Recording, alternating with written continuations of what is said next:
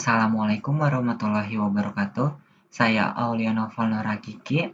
Pada penjelasan kali ini akan dimulai dari bahasan use case diagram.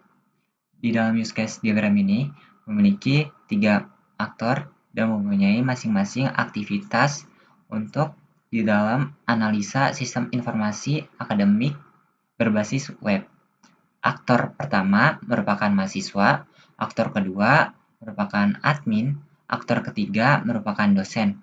Di dalam aktor mahasiswa ini mempunyai aktivitas untuk melihat jadwal kuliah, melihat nilai, mengisi KRS, melihat tagihan dan pembayaran, melihat materi, dan terakhir mengajukan izin atau cuti yang dilakukan oleh mahasiswa. Di dalam mahasiswa ini untuk tempat include atau tempat proses ke dalam sistem informasi ini dimulai dari mengisi KRS. Mengisi KRS ini setelah login dari sistem informasi. Lalu dilanjut dari admin. Admin ini mempunyai masing-masing aktivitas. Yang pertama, mengelola data mahasiswa, mengelola data dosen, mengelola data mata kuliah, mengelola KRS dan KHS, mengelola tagihan dan pembayaran, dan terakhir membuat laporan akademik.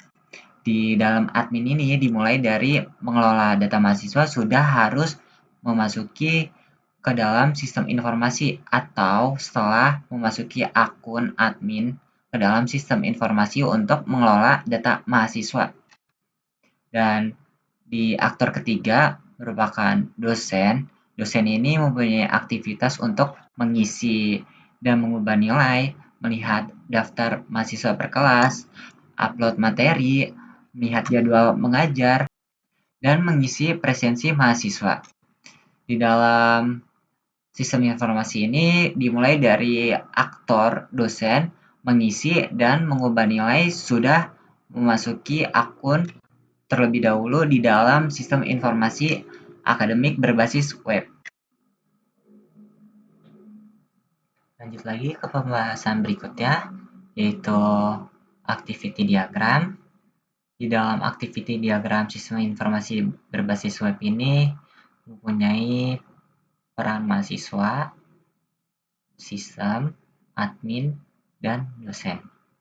Di dalam mahasiswa ini, setelah melakukan login, sistem melakukan validasi login mahasiswa dan menemukan 2 pilihan kategori antara iya atau tidak.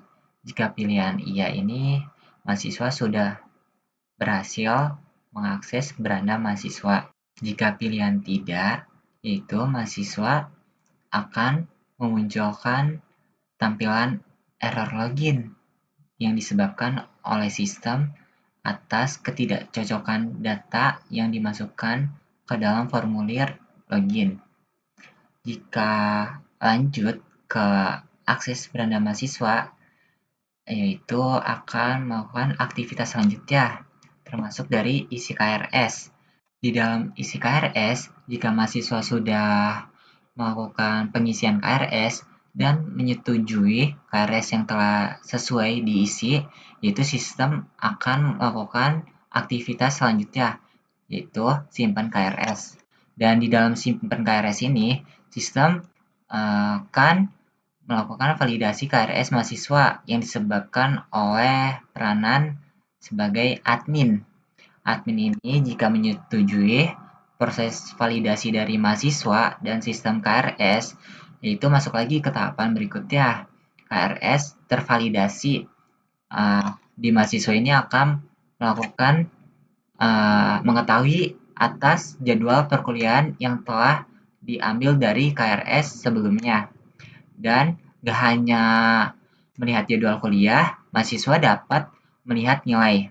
Lalu setelah dari itu, mahasiswa dapat melakukan logout dan lanjut peranan aktivitas admin dan sistem.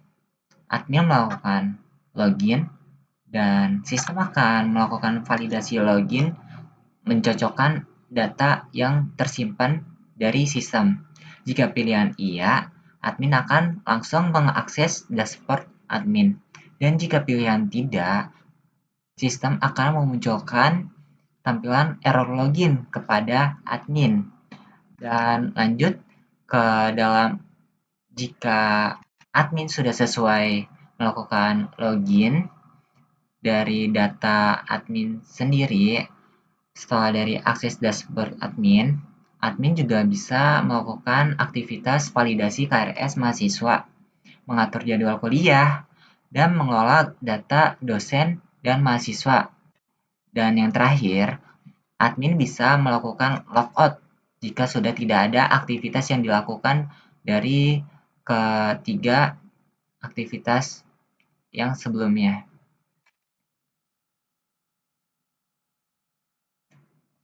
Dan terakhir, yang dilakukan oleh aktivitas dosen dan sistem, yang pertama, dosen harus melakukan login.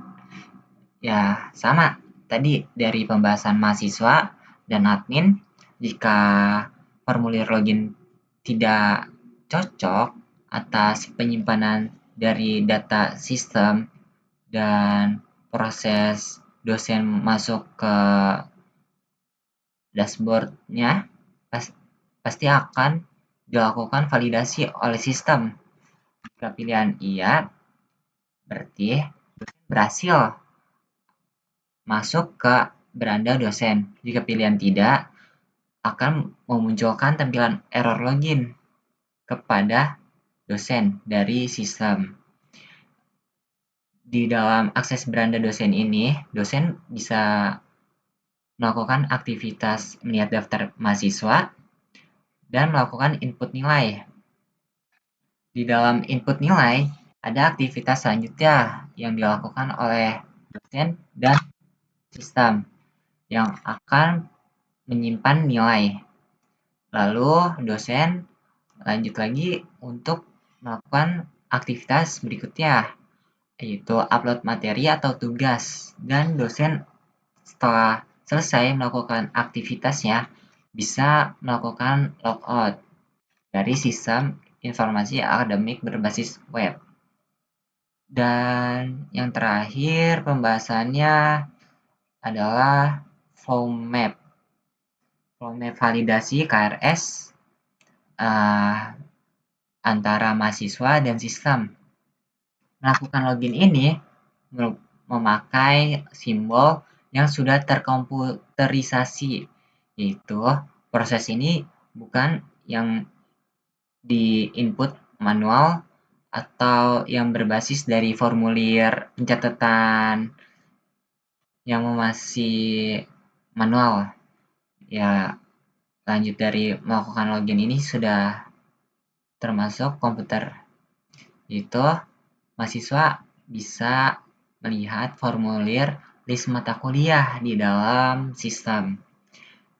Di dalam sistem ini akan bisa melakukan proses untuk memilih mata kuliah, yaitu setelah mahasiswa melakukan pemilihan mata kuliah yang sudah sesuai dari mahasiswa memilih atau mengambil KRS atau mata kuliah, itu akan melakukan aktivitas atau kegiatan yang akan dilakukan oleh sistem, yaitu masuk kepada mata kuliah yang sudah dipilih oleh mahasiswa.